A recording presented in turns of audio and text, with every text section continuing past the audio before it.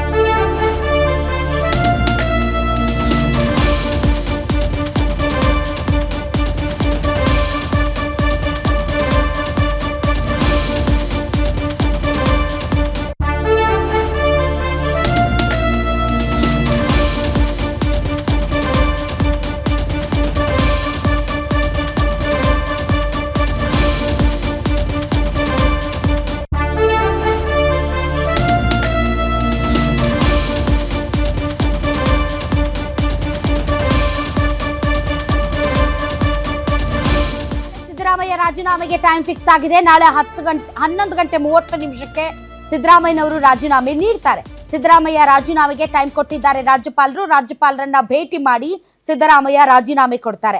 ರಾಜೀನಾಮೆಗೂ ಮುನ್ನ ಗ್ಯಾರಂಟಿ ಸಾಧನೆ ನೆನೆದು ಸಿಎಂ ಸಿದ್ದರಾಮಯ್ಯನವರು ಒಂದು ಎಕ್ಸ್ ನಲ್ಲಿ ಪೋಸ್ಟ್ ಹಾಕಿದ್ದಾರೆ. ಆ ಪೋಸ್ಟ್ ನಲ್ಲಿ ಎಲ್ಲರೂ ಇದು ಒಂದು ವಿದಾಯದ ಪೋಸ್ಟ್ ಅಂತಾನೆ ಹೇಳ್ತಾ ಇದ್ದಾರೆ. ಹಾಗಾದ್ರೆ ಎಕ್ಸ್ ನಲ್ಲಿ ಏನ್ ಪೋಸ್ಟ್ ಮಾಡಿದ್ದಾರೆ ಸಿದ್ದರಾಮಯ್ಯನವರು ಅನ್ನೋದನ್ನ ಓದೋದಾದರೆ, ರಾಜ್ಯದ ಜನರ ಆಶೀರ್ವಾದದೊಂದಿಗೆ ನಾವು ಅಧಿಕಾರಕ್ಕೆ ಬಂದು 3 ವರ್ಷಗಳು ಪೂರೈಸಿರುವ ಈ ಸಾರ್ಥಕ ಸಂದರ್ಭದಲ್ಲಿ ನಮ್ಮ ಸರ್ಕಾರದ ಎಲ್ಲ ಸಾಧನೆಗಳ ಶ್ರೇಯವನ್ನ ಪ್ರತಿಯೊಬ್ಬ ಕನ್ನಡಿಗನಿಗೂ ಅರ್ಪಿಸುತ್ತೇನೆ.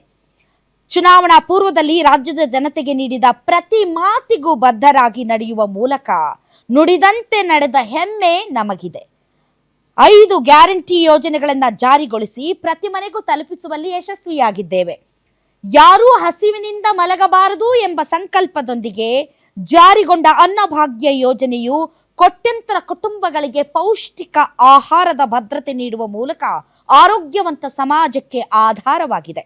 ಅನ್ನಭಾಗ್ಯ ಯೋಜನೆಯಡಿ ಉಚಿತ ಆಹಾರ ಧಾನ್ಯ ವಿತರಿಸಲು ಈವರೆಗೆ 18,897 ಕೋಟಿ ರೂಪಾಯಿ ವ್ಯಯಿಸಲಾಗಿದ್ದು 4.26 ಕೋಟಿ ಪಡಿತರದಾರರು 3 ಹೊತ್ತು ನೆಮ್ಮದಿಯಿಂದ ಊಟ ಮಾಡುತ್ತಿದ್ದಾರೆ ಅಂತ ಎಕ್ಸ್ ಖಾತೆಯಲ್ಲಿ ಸಿದ್ದರಾಮಯ್ಯನವರು ಪೋಸ್ಟ್ ಮಾಡಿದ್ದಾರೆ. ಆ ಮೂಲಕ ತಾನು 3 ವರ್ಷಗಳ ಕಾಲ ನುಡಿದಂತೆ ನಡೆದಿದ್ದೇನೆ. ಅಷ್ಟೇ ಅಲ್ಲ, 5 ಭಾಗ್ಯಗಳ ಜೊತೆಗೆ ಬಹಳಷ್ಟು ಜನಪರವಾಗಿ ನಾನು ನಡೆದುಕೊಂಡಿದ್ದೇನೆ. ಅನ್ನಭಾಗ್ಯ, ಯಾರೂ ಹಸಿವಿನಿಂದ ಮಲಗಬಾರದು ಅನ್ನೋ ಕಾರಣಕ್ಕೆ ನಾನು ತಂದಂತಹ ಅನ್ನಭಾಗ್ಯ ಯೋಜನೆ ಕೋಟ್ಯಂತರ ಕುಟುಂಬಗಳಿಗೆ ಆಹಾರ ಭದ್ರತೆಯನ್ನು ಕೊಟ್ಟಿದೆ. ಅಷ್ಟೇ ಅಲ್ಲ, ಈ ರಾಜ್ಯದ 4.25 ಕೋಟಿ ಮತದಾರರು ಯಾರಿದ್ದಾರೆ ಅಥವಾ ಪಡಿತರದಾರರು ಯಾರಿದ್ದಾರೆ ಅವರು 3 ಹೊತ್ತು ಊಟ ಮಾಡ್ತಾ ಇದ್ದಾರೆ. ಗ್ಯಾರಂಟಿಯ 3 ವರ್ಷದ ಸಾಧನೆಯನ್ನು ನೆನೆದು ಎಕ್ಸ್ ಖಾತೆಯಲ್ಲಿ ವಿದಾಯದ ಪೋಸ್ಟ್ ಹಾಕಿದ್ದಾರೆ ಅಂತ ಎಲ್ಲರೂ ಅದನ್ನು ವಿಶ್ಲೇಷಿಸ್ತಾ ಇದ್ದಾರೆ.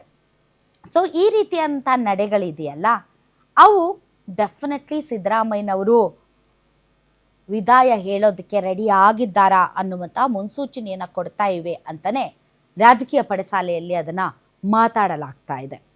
ಸೊ ಸಿದ್ದರಾಮಯ್ಯನವರು ರಾಜೀನಾಮೆಗೆ ರೆಡಿಯಾಗಿದ್ದಾರೆ. ರಾಜೀನಾಮೆಗೆ ಪೂರ್ವಭಾವಿಯಾಗಿ ಅವರು ತಮ್ಮ ಜೊತೆಗೆ ಸಹಕಾರ ಕೊಟ್ಟಂತಹ, ತಮ್ಮ ಜೊತೆ ಕೆಲಸ ಮಾಡಿದಂತಹ ತಮ್ಮ ಸಚಿವ ಸಂಪುಟದ ಸಹೋದ್ಯೋಗಿಗಳು ಅಥವಾ ಇತರರಿಗೆ ಧನ್ಯವಾದಗಳನ್ನು ಹೇಳ್ತಾ ಇದ್ದಾರೆ. ಇದೆಲ್ಲವನ್ನು ನೋಡ್ತಾ ಇದ್ದರೆ ಸಿದ್ದರಾಮಯ್ಯನವರು ಮಾನಸಿಕವಾಗಿ ರೆಡಿ ಆಗಿದ್ದಾರೆ. ನಾಳೆ ಅವರು ರಾಜೀನಾಮೆ ಕೊಡ್ತಾ ಇದ್ದಾರೆ. ಡಿ.ಕೆ. ಶಿವಕುಮಾರ್ ಅವರಿಗೆ ಕೊಟ್ಟ ಮಾತಿನಂತೆ ಅವರು ನಡೆದುಕೊಳ್ಳುತ್ತಿದ್ದಾರೆ. ಅವರಿಗೆ ಹೈಕಮಾಂಡ್ ಕೇಳಬೇಕಾಗಿತ್ತು. ಹೈಕಮಾಂಡ್ ಕೇಳುವುದಿಲ್ಲವೇನೋ ಅನ್ನುವಂತಹ ಒಂದು ದೃಢವಾದಂತಹ ನಂಬಿಕೆಯಲ್ಲಿ ಸಿದ್ದರಾಮಯ್ಯನವರು ಇದ್ದರು. ಆದರೆ ಯಾವಾಗ ರಾಹುಲ್ ಗಾಂಧಿಯವರು ರಾಜೀನಾಮೆ ಕೊಡಿ ಅಂತ ಕೇಳಿದ್ರೋ, ಇನ್ನೊಂದು ಕ್ಷಣವನ್ನು ಕೂಡ ನಾನು ಸಮಯವನ್ನು ಡ್ರ್ಯಾಗ್ ಮಾಡಬಾರ್ದು ಅಂತ ಭಾಳ ದಿನಗಳವರೆಗೆ ವೇಟ್ ಮಾಡೋದು ಬೇಡ, ನಾನು ನಾಳೆನೇ ಕೊಡ್ತೀನಿ ಅಂತ ಅವರು ವಾಪಸ್ ಬೆಂಗಳೂರಿಗೆ ಬಂದಿದ್ದಾರೆ. ಸೊ ಸಿದ್ದರಾಮಯ್ಯನವರು ನಾಳೆ ರಾಜೀನಾಮೆ ಕೊಡ್ತಾ ಇದ್ದಾರೆ.